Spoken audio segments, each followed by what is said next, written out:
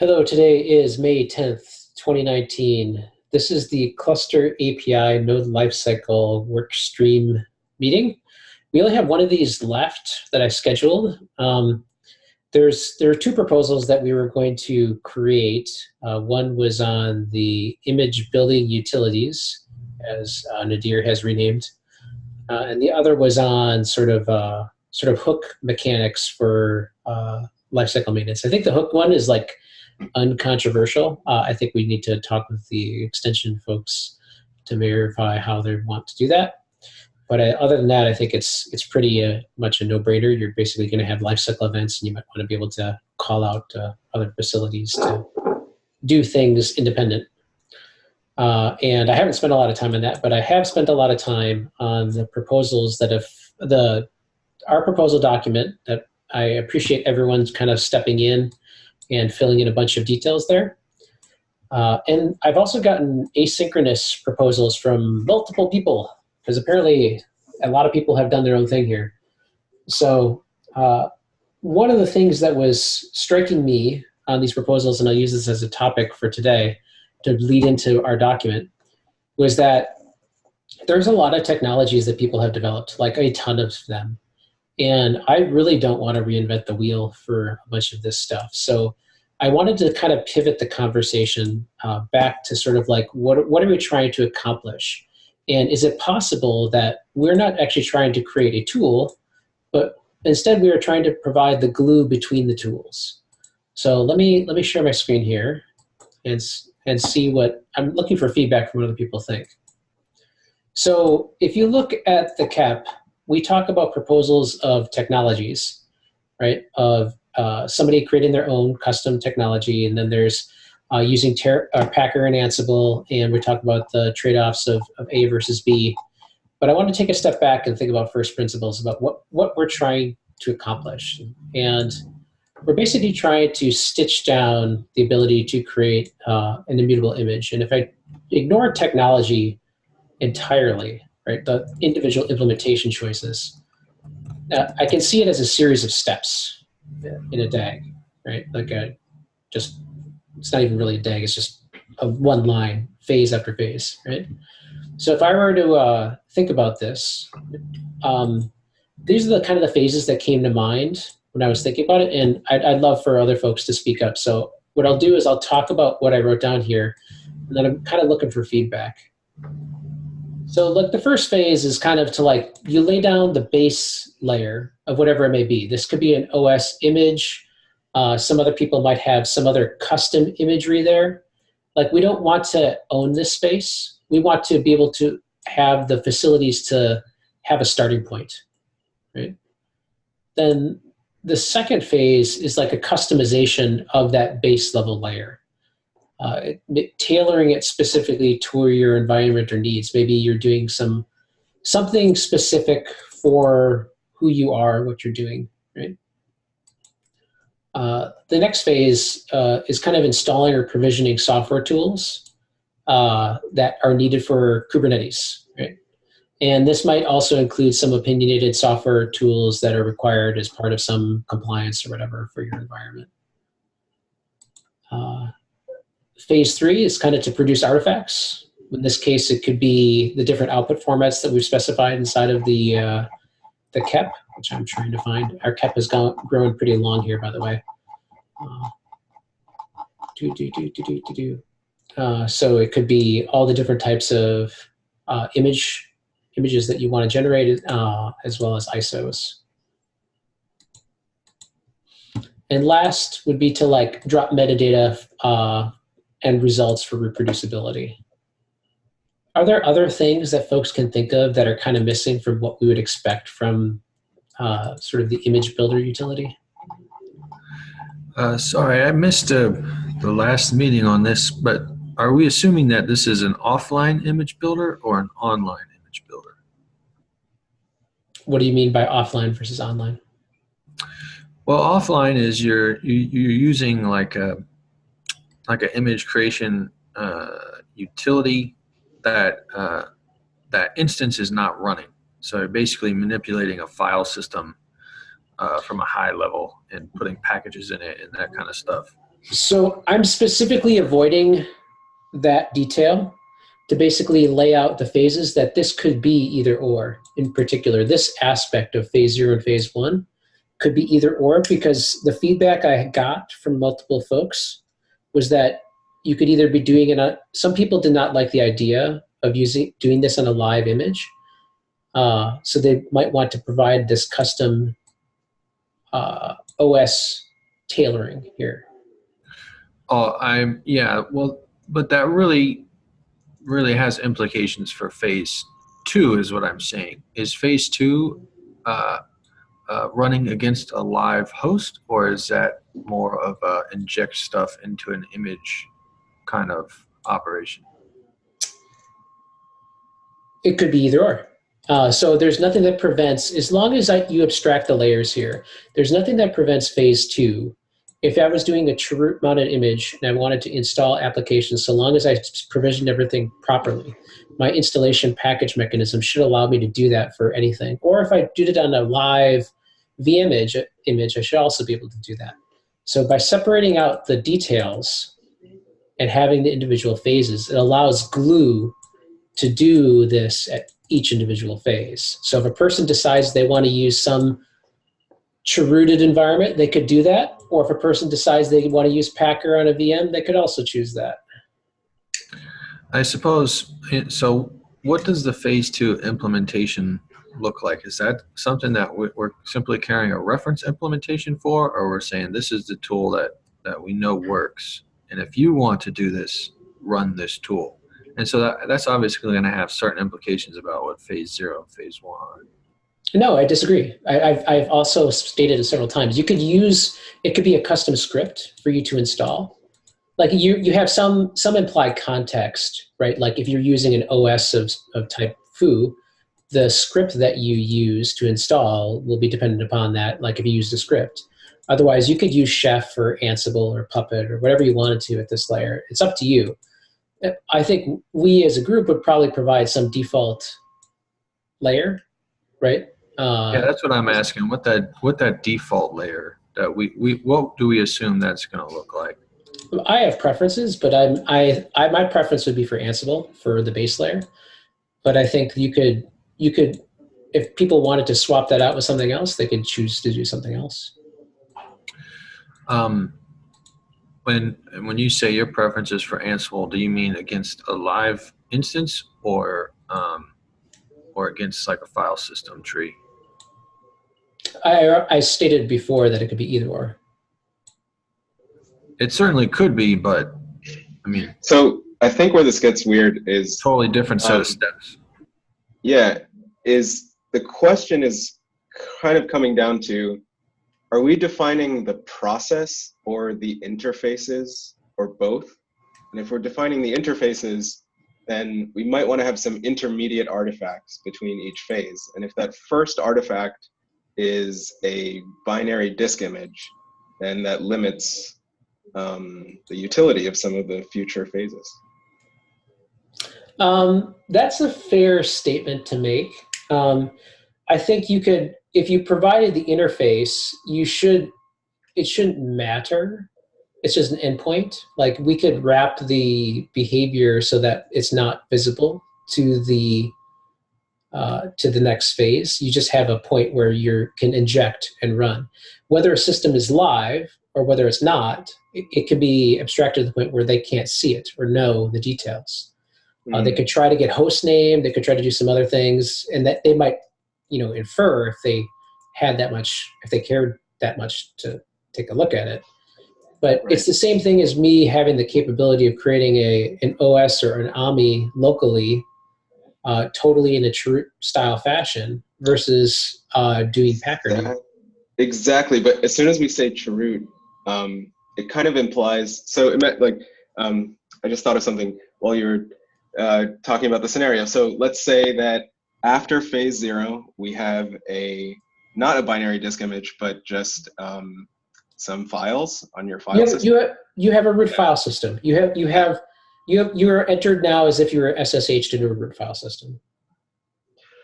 Right, but when we say SSH, like we could be running this locally and chroot and then run some stuff and then later imagize it. Or some people might want the tool to just be a process that's operating on a directory on our local machine. Sure, that could be true too, right? Okay, as long as we keep that as an option. Yeah, I think there exists, as long as you have an endpoint in a directory structure as the potential output or the input to the next layer. So like if you're looking here, it'd be like you lay this down, you have you're starting at slash of whatever, right? And that could be of a live system or a not live system. Mm-hmm. But there is the question of, will we allow this tool to execute in the context of an operating system that's just viewing the image as a deep subdirectory of the host operating system? I'm missing the context of what you're trying to say. So I actually want to use both of these use cases. So here at Linode, we've been doing this for 16 years. We just store our images as like DD images with the whole master boot record and everything. And we have tooling that will mount one of those disk images and cheroot in there and do stuff and then exit and then we DD it again. But also we would like to operate on these images as if they were just directories in the context of the system that's just messing with the directory, not in a binary disk image form. So I think that's a totally fair statement. This is not broken out to detail. This is like taking a step back at the conversation we're having in the document. So I do think we need more detail for this, like of what it could mean for different scenarios.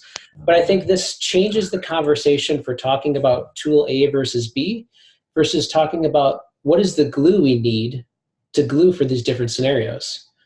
And when we start to change the conversation that way, it becomes really clear that these phases, this approach makes sense and we can agree upon this. Where if you look at the different proposals that I've gotten, they're all over the map, right? Because people have created everything. Yeah, and I really think this is a great abstraction and description of the process that we're building. But questions will arise when we try to abstract over the implementation, obviously. Yeah, well, I mean, everybody has a different suggestion because that is the nature of image building. Like every organization has their own pet process. And I'm of the opinion that we should be highly opinionated in this space. I don't really have an opinion on what that opinion looks like, but I feel like we should have a clearly defined path rather than a loosely defined one. Oh, I think we should.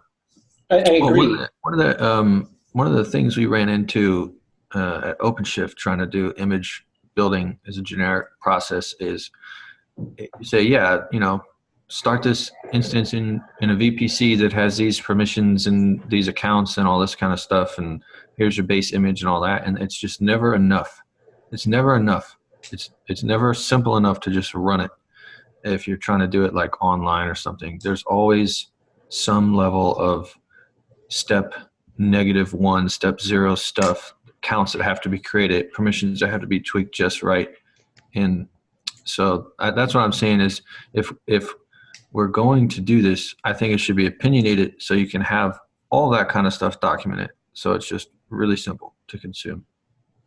From a first principles perspective, I would start with the standard use case that will hit for 80% of folks, and then but allow the capabilities for that 10% for folks who want to differentiate, and always be open to them. And they can have an option, but that's not the default, right? So that's the way most of Kubernetes actually works. So if you look at a lot of the core solutions, we do that in almost all of our tooling that SIG Cluster Lifecycle creates. We have opinionated tooling for doing a specific thing. We have the exit strategy for all these other options. And that's the same approach I'm trying to take here. So like for the base case, I think that we already have examples for Packer and Ansible that could fit into here today, and we could give us started. But then we also want to enable to make sure that the input and outputs for phase 0 and phase 1 and phase 2, et cetera, could get us to that next stage for enabling other formats and image types for all these different scenarios, like Linode's different scenario that they mentioned earlier. I got, I think, 3 different proposals from different people. One was from CERN, who has their own custom image building apparatus. But there will be aspects of some of this where they won't care. And yeah, I get what you're saying, but it's like by virtue of having a phase 1 and phase 0, you're building assumptions in to those later layers either way, right?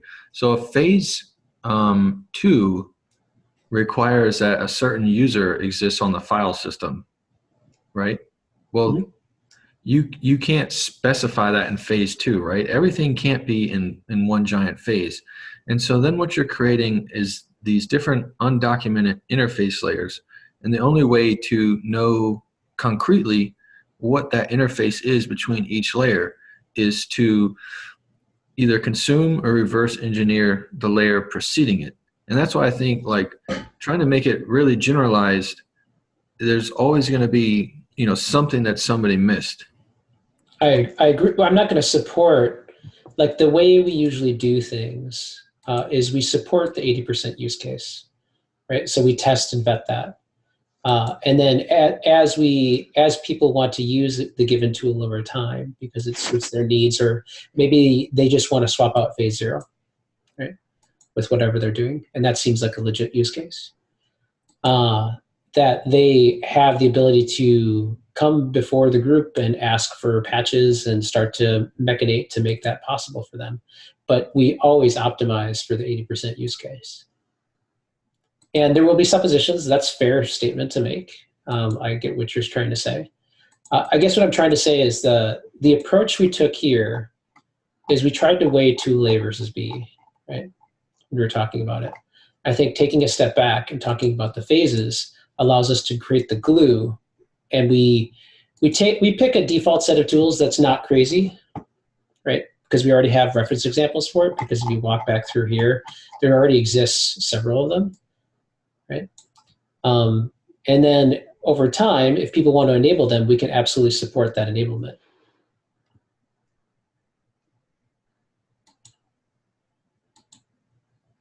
I think the approach difference is what I'm trying to talk about today. I'd like to hear from other folks too as well. I don't want. So what are we defining? Are we defining the standard for what must exist at the end of each phase? Are we defining the intermediate artifacts? Are we just defining the phases? Because that would be cool. I think we're defining like what would be the input and output expectations for the phase given a certain set of examples, right? And then we could iterate on that over time.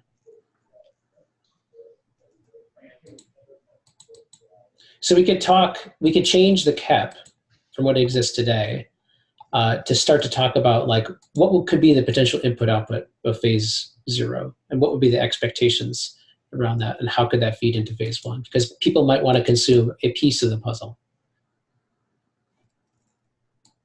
Yeah, it's that problem, I want to run Fedora, somebody else wants to run Debian or Alpine or what have you, and it's different from phase 0 pretty much all the way through. Other folks. I'd like to hear from other folks. Daniel? Yeah. I'm sorry, I was reading the doc. I missed what was the question? I was looking for what other folks think too. People that have been around for a while, that have their own systems already. So, as far as like the process that we're looking at? Yes. The sequence diagram? So yeah, I think the phases make sense to me. I think that I agree that we want to be opinionated, but allow an escape hatch for something like for me in particular. We have a use case where we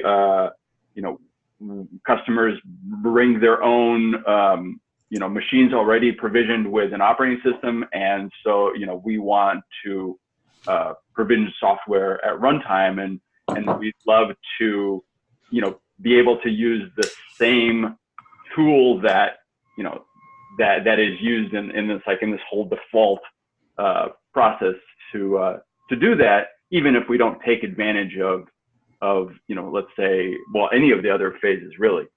So if we can plug that in, or rather, I shouldn't say plug that in, but if we can, I guess just pick phase 2 and use that, and yeah, that would work well. And there may be caveats, right? Like, okay, phase 2 will assume certain things about the distro, maybe that maybe are typical assumptions that we all agree to make about some distro that will run Kubernetes.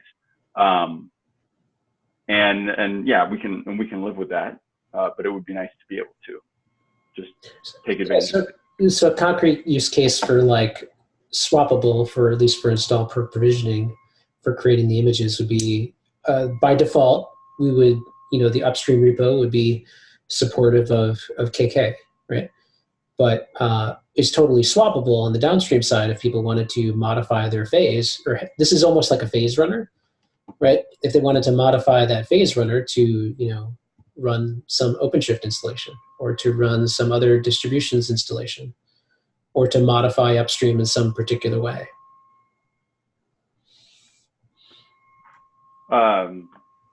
Yeah, and I guess one thing when I'm looking at this, I know we're not talking about tools, but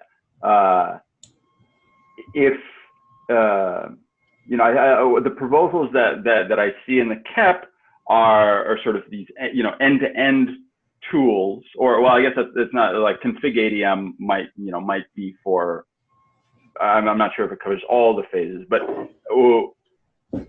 I think it would be nice to consider having maybe just 2 tools that we compose, or more if we think that makes sense. But at this point, I think that phases 0, 1, 3, and 4 are specific to building an image, whereas phase 2 is something that that would be reasonable to run at runtime and not produce an artifact after that. Yeah. So that maybe that would be a separate tool, and maybe that's maybe that's a tool that already exists.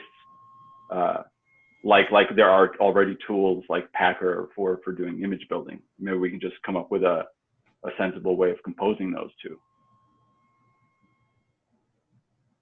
So, I mean, in terms of the composability, I've been thinking about these hooks and just reading through this. I mean, it might make sense to have something kind of like we're talking about node lifecycle, right? So maybe the hooks, maybe it's just a plugin model where we have hooks that are, like at different points in the node lifecycle, you can have a plugin that just does whatever you need to do. And that provides the flexibility for the providers to implement whatever they need to implement.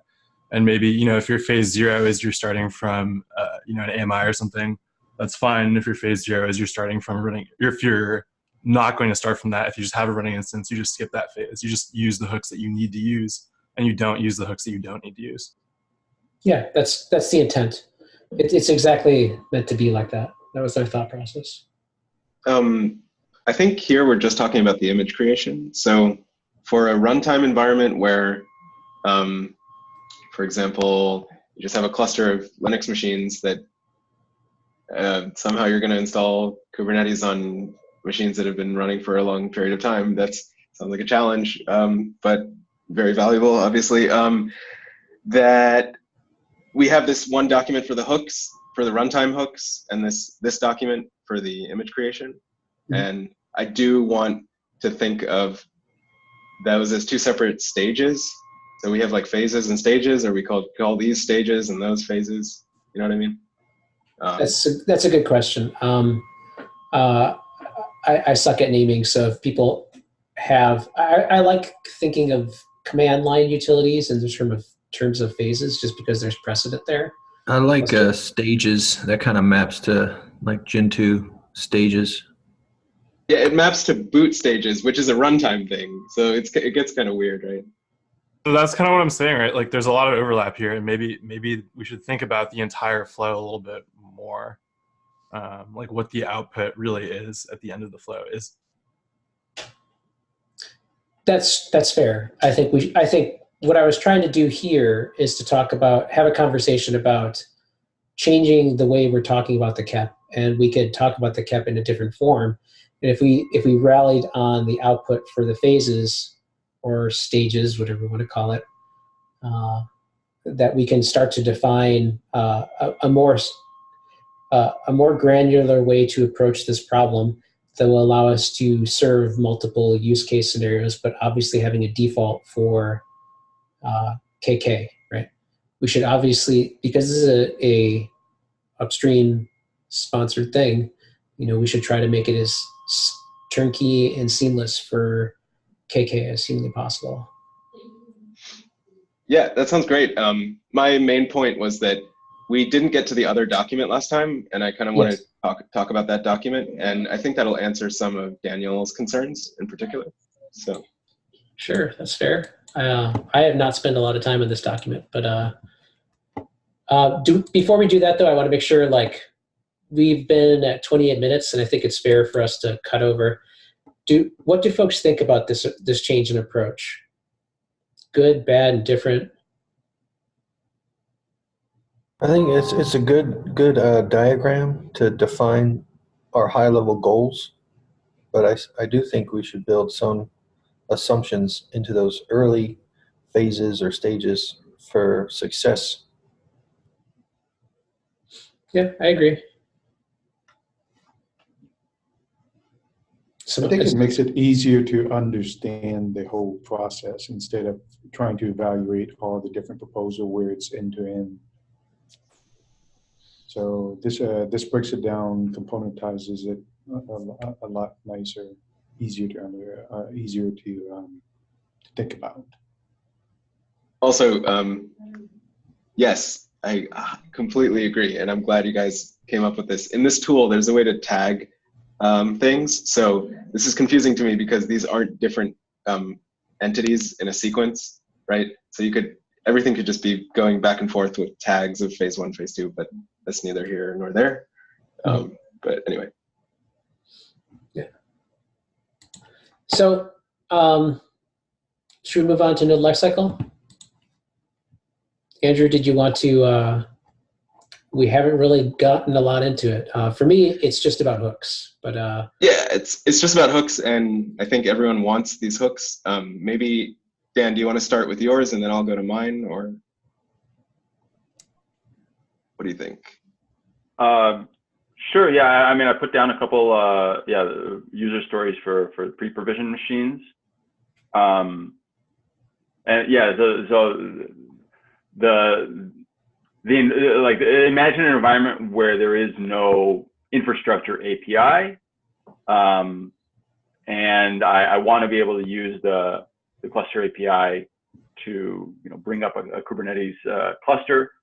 So I'm going to implement a provider that can work with existing machines. There's going to be some set transport mechanism like SSH. And I'm going to have to make certain assumptions about what these machines are, what let's say what distro they're running, kernel, etc. I want to be able to use cluster API to go from sort of, you can imagine, bare Linux to a Kubernetes node. So the first part of that is going to be installing basically everything that kubeadm needs to run. So container runtime, configuring maybe container runtime storage, various dependencies, the Kubernetes binaries, and then finally invoking kubeadm. And likewise, I want to be able to decommission a node, right, and sort of remove that software, remove artifacts that I've put on there. And yeah, the provider will be, responsible for cleaning up various things that are inevitably left around. And yeah, and that part is, that part is not really in scope for us, and it's complicated in its own way, like host, host paths, storage, etc. But yeah, I'm actually not sure where, like, these lifecycle hooks. What is, like, where are these being defined? Who is, like, what are we? So right now we need to define a state machine that's very similar to or akin to pod lifecycle hook mechanism, right? And you have a pre and post typically for every state that you're going to go through in the state machine.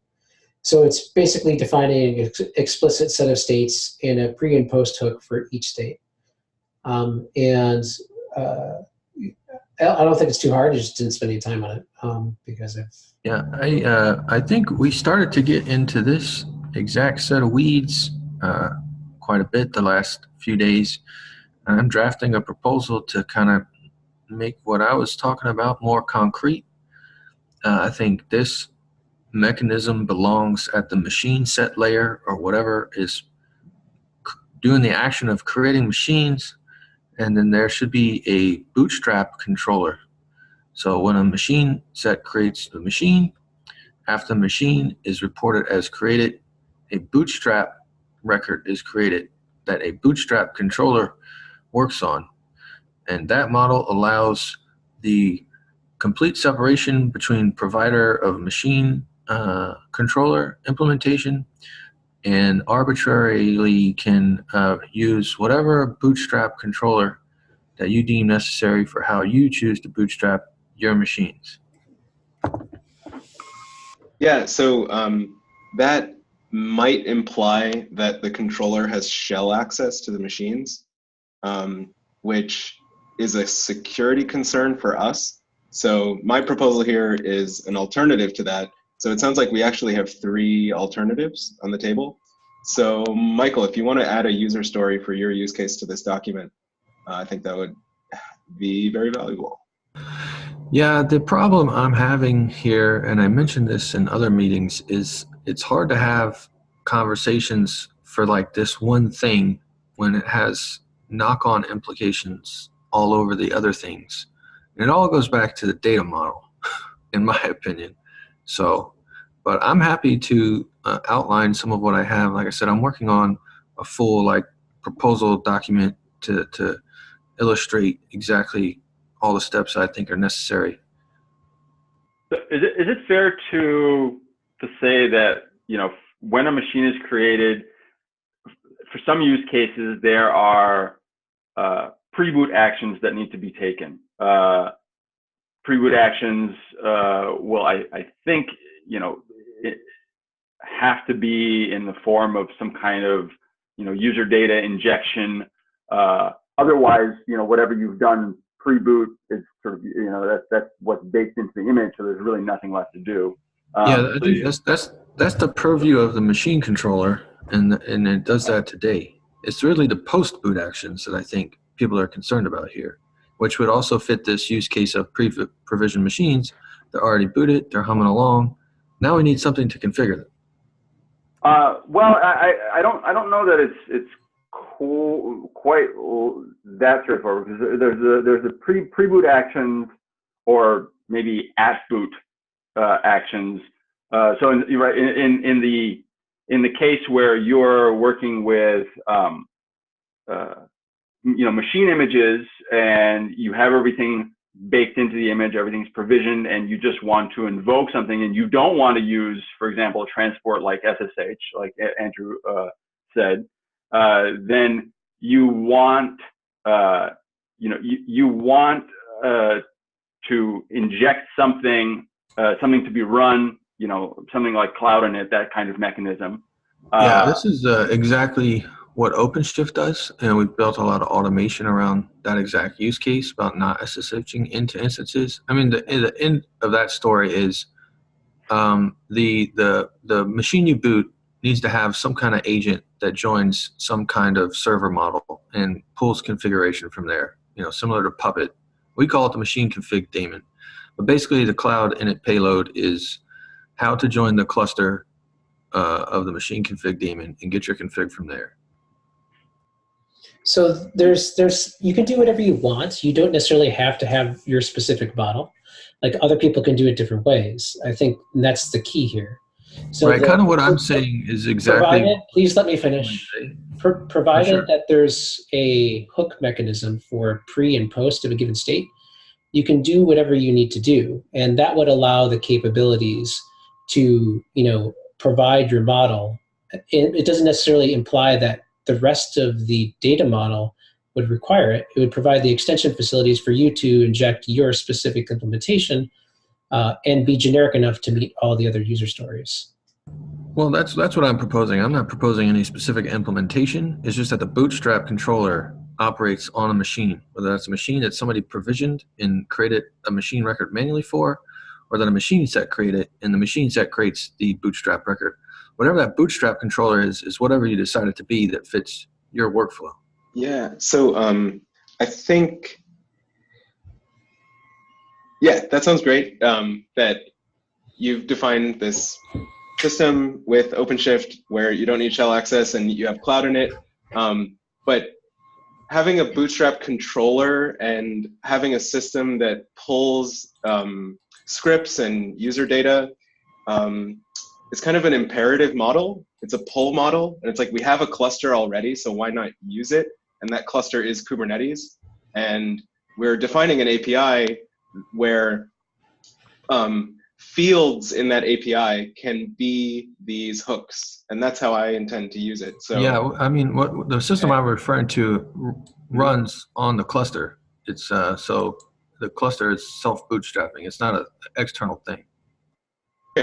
Okay, yeah. I just get a little interested when we talk about a Bootstrap controller because it sounds imperative to me, and I think we already have the machine set controller, and what we can do is just add fields to a machine set, which are some provider specific declaration. Well, I mean, the Bootstrap language that I'm using is specific to the discussions we were having over the past couple of days because it's specifically called out some of the proposals like Bootstrap reference as part of the machine data model. So that's why I'm coming up with that terminology. Got it. Okay. Yeah, I missed some of the meetings this week. Okay, so Bootstrapper. Yeah, I just want to suggest that we keep it declarative and as part of the API specification, just have these hooks, and they can either be parameters for scripts that exist already in the image or on the machine, or they can be scripts themselves. You know what I mean? Yeah. Yeah. I think you made a good point a little while ago, Andrew, about adding some user stories or use cases to this, because it sounds to me, I haven't been involved in this work stream as much as some of the others, but it sounds to me like everybody's sort of coming to this from a very different perspective, like your use case of having a bunch of machines that are already running systems and that have been running for a long time and they're not going to be rebooted in order to join the cluster or anything like that, is one that I hadn't really considered before. And I know Michael's got a different use case with OpenShift, and the bare metal stuff that I've been working on is very different as well. So maybe rather than, like, maybe we're not at a point where we can actually make decisions about what this design should look like until we write more of that stuff down. Yeah, well, I think in the context of Andrew's use case and our use case, the similarity is that the machine controller or somebody else just creates a machine, and then we need some other component that turns it from a blank slate into a Kubernetes host of whatever kind.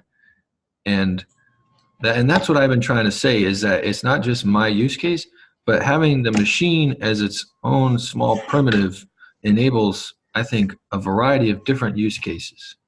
Yeah, no, I think you're right. And I think that we've talked about breaking some of those pieces out in some of the other work stream discussions this week. And my point was just, if we can lay out what some of these use cases are, then that will help us identify what those extension points are more clearly. And say, when we talk about bootstrapping, what we mean is this point in the process of, going from nothing to a node. There's certain assumptions can be made about what has already happened, and certain assumptions can be made about what's going to happen later, and some other thing is going to manage. So there seems to be a lot of focus on, implementation details around the data model and extension mechanism. Instead, should we try to focus more on the individual steps that are part of the node lifecycle management and the inputs and outputs of those steps to date? That's a great way to say what I was trying to say, which was, let's think about what all of these different use cases actually are so that we can identify what those common steps are. Yeah. So here's the caution. If we talk about the machine step and the bootstrap step being two different steps, two different CRDs, maybe two different APIs, for me, for security reasons, the creation of a machine and defining the parameters for the initialization are the same API call. So yeah, it just what am I trying to say? It's like, why don't we just use the machine CRD? Yeah, I guess I'm getting into the weeds here, kind of, but it's like there's a reason I wrote up the use cases the way I did, and I kind of want to discuss them at some point. So let's take a step back, because like if you look at the original document that I wrote today, where I took a step back and I basically talked about the phases, right? What we kind of should rally on is basically nomenclature to talk about the phases, but for the life cycle of objects and how it would hook for a given set of primitives, right? So this is the traditional way I've drawn like hook mechanics, is you draw kind of like a state machine. You have your initial state, then a machine can move over to other state, and we'll call it S1, we'll call it generic S1, S2. And then usually for every single state in that state machine, you have a set of pre and post hooks that exist for every state in that state machine. So for just being super generic, right? So pods kind of work this way for different states that exist in their life cycle, right? And so long as we have for the primitives for a machine, the set of hooks and the states defined, I think you can do everything you need to do, right? I think you'd have all the flexibility and capabilities to serve the different user stories. So that's the reason I'm not as concerned about it. I think that the nomenclature of how we define some of these pieces and pre-articulating them with special cases is kind of your details for your user story. I think when we call them hooks, in my mind, that's implying some kind of HTTP call to some other service somewhere versus a controller that's inline. I wouldn't think of it that way. Column lifecycle events, I mean, it is not meant to be prescriptive about technical details. Yeah, you could use an event mechanism. You could do both. You could have a simple 80% use case for maybe, say, a script hook because you're doing it on the machine, right? And you could also have an event generated, which could trigger external controllers. You could do both. You could trigger a watch notification by a state change itself. Because you have the state transition, you can trigger watch notifications on edge, right? So you could do that as a triggering to an external controller, wherever that may be. Or you could inline script edit, or you could hook out to an actual HTTP webhook if you wanted to. What I'm trying to take a step back and do the first principles analysis on is we're defining a model where you basically have events of some kind where we have the ability to do customization at the edges of a state. I think no one can argue about that. I think we all agree on that. Is that fair? Okay. Now, what the shape of those things look like, I'm going to kind of rely on some of the other people. That's partially the reason why I didn't spend a lot of time in this proposal, just being honest, is because I figured it relies pretty heavily on how we're going to do extensions, and I just need to define the state machine. But I've been doing this for a while. Right? I've been in Kubernetes since the Kubernetes was the baby, and before that I did grid systems that had all this stuff, right? It already had this entire mechanism built out. It was all scripts back in the day, right? Every single hook mechanism was a script. So I might lean in that direction, but that doesn't mean that your script can't do something else. But that implementation detail is, I think, orthogonal to the premise that we want to have a pre and a post for a state. And what we need to define is the state for the objects. And if we define the states for the existing objects, I think that would probably be sufficient. Yeah, I think we want to define the states and the data associated with each of these events. Yeah, but to me, but no, not define what the data is, but just that. What is the state for create machine, right? That's where we're running into the weeds here. At the end of the create machine event is that a Kubernetes node. Currently, it's assumed yes, and that assumption builds implications as to necessarily what the data model is going to look like. And it also has implications of if you want to bring your own machines that are not nodes. So, and you want them to become nodes. So I think it's an important distinction. Well, we could break down the states so that way it's just like the phased approach for the document that I made. I broke it down into a set of concrete phases that were really hard to argue about. We could also break down the states into a concrete set of states that is, like really hard to argue about because they all go through the state machine. And it might be that the end result at the very end of the entire state machine is that it's a node.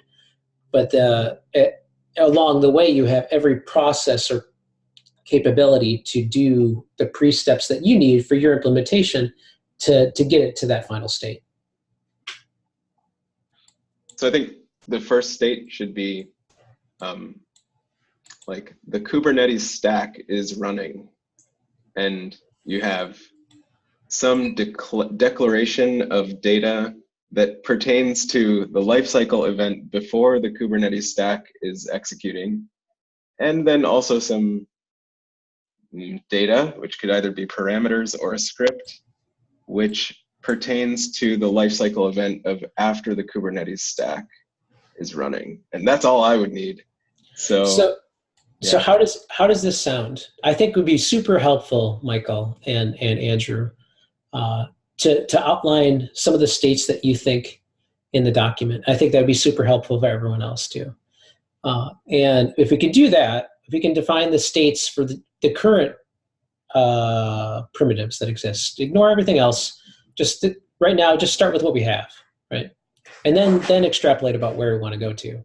If we can just write down the states that we think should exist for like the machine set, the machine deployment, then we could probably start to think about, where these edges are, or what ways to provide the capabilities on the edges to get you everything you need. What I don't want to do is come with pre-baked suppositions about current implementations, and that's kind of what I've been pushing back on everything. To be honest, is start from first principles and make sure that we can meet the user stories that exist across this wide set of people, right? Yeah, absolutely. So as I just said, the only state I can think of, and really these are 3 states with transitions, right? State 0, no Kubernetes related things are executing. And then my transition is the data. There's data associated with the transition, which are my parameters and scripts. State 1 is the Kubernetes stack is executing, and then the transition is my data and parameters and scripts. And then state 2, did I say 0, 1, 2? And then state 2 is Kubernetes is executing, and I have done the post Kubernetes stuff. And specifically for me, this 0 is hook up the machine to the right VLAN and provision some of the routing table stuff. And then in state 2, I install some binaries with root permissions. So I only need 3 states, or we could call it one state with these arrows coming off of it. And that's what I tried to capture in the document, actually. Okay. If we could get a picture that you two can agree on is the fundamental aspect, I think that would be super useful. Yeah, for me, fundamentally, the only thing that I really care about in all of these discussions is that the machine controller, it itself provisions machines and not much else. Like, yeah, create a disk for its root volume, but that's it. So give it the cloud in it, whatever you would do on the command line for EC2 or GCP to create a machine, that's the data you feed to the machine controller. It doesn't know about creating VPCs, doesn't know about creating SSH keys. All that stuff's already in place. And that stuff's the component of some higher level thing. It also doesn't know, other than cloud in it, what you want to do to that machine after it's running. And so as long as the machine controller ends at creating a machine, that's all I care. And then where the rest of the stuff lives, immaterial. You know. So yeah. So the problem with that for me, and I think I've made this clear, is that I do not want a mechanism to do anything at init time or boot time, but I do want to define metadata before the Kubernetes stack is executing and after the Kubernetes stack is executing. So if we split up this notion of the machine controller just creates machines, well, that's great, but it would have to leave the machine not really created for me in order to do what I need to do. Yeah, your machine, that would be a like no-op machine controller. We have an AWS machine controller provider. We have a GCP machine controller provider, and yours is a no-op machine controller provider. So you can put whatever you want into the machine record, and the other pieces, whatever those are, do whatever you need them to do, either before or after. Sure. Yeah, sure, absolutely. That would work for me. But then my Bootstrap controller is where the actual machine is created, which is fine, but it's a little bit weird. So, well, in the context of everybody else, there is no before machine. Machine is the first thing, you know. If you're talking about like there is before machine though. Like if I were as to far as the individual machine like goes, right? So whatever is in the machine record object should be enough to provision that machine. Like if you want to inject configuration at provisioning time, that has to exist before the machine exists. Yeah, but that doesn't have anything to do with the machine controller. Yeah, I think the key here is that as an input, though. Sure. I mean, and who's creating the machines, right? Right now, machine sets, right? So the machine set controller is in charge of putting whatever needs to be in a machine, you know, in that record. I don't right? think that's the right way to think about it. Don't necessarily do it, though. You can have bare machines as well. You can, but there's some other third-party thing that's injecting that stuff, right? And it doesn't have anything to do with the machine controller itself. So in general, if you are working with machine deployments and machine sets, you as a user are supplying that configuration detail that ultimately gets turned into a machine. And yeah, exactly. There are possible technical designs that would allow you to, as a user, create a machine, but it's not in a state where it's necessarily provisionable yet. And then you theoretically, I'm just spitballing here, theoretically could have some sort of configuration details on a machine that represent pre-boot bootstrapping. And then maybe you have a webhook, maybe you have a controller that comes in and fills some details on the machine and makes the machine bootable. So I think there are ways to reason about this from a design that allow you to create machines that are not quite ready yet, and then have other portions of the system come in and fill in some details. Yep. So I totally agree. We're at like T-4 minutes, and I want to get some action items on the board. So I have an action item to fill out the node lifecycle details. get it out of my head and actually into words.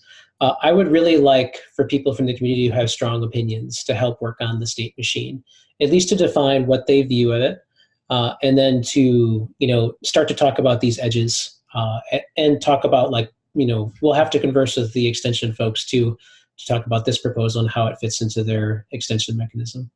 I think there's a way to have our cake and eat it too with all of this. I don't think it's an either or situation. I think we can solve all our problems. So I'm highly optimistic. I hope other folks are too. So Andrew and Michael, you talked the most. Do you want to help work on the state diagram in the node lifecycle document? Yeah, absolutely. And I just realized that we're talking about two different state machines, actually. We're talking about the states of the machine, which represents virtual or real hardware. And then we're talking about the states of the operating system execution environment on that machine. So in my case, I need to define the post Kubernetes stuff before I even create the machine. And if we slice and dice both of these state machines and couple them together in a certain way, that's going to make things like I might not be able to use Cluster API at that point. So yes, I will try to flesh that out. I'm trying to figure out like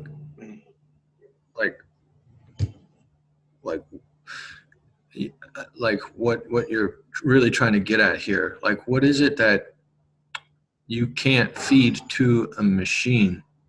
Yeah, so I thought I made this clear. Yeah, we're almost at time, but when I want to make one API call to create a machine and have the cluster API have some data model that captures parameters to things that execute after the Kubernetes stack is already executing at the time before I even create a machine.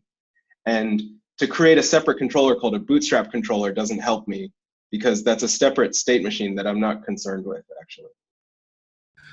Yeah, I don't really feel like that's very concrete. I don't really understand that use case at all. Okay. I think it's pretty clear. I mean, yeah, I want to execute some binaries as root after. Kubernetes how does it sound?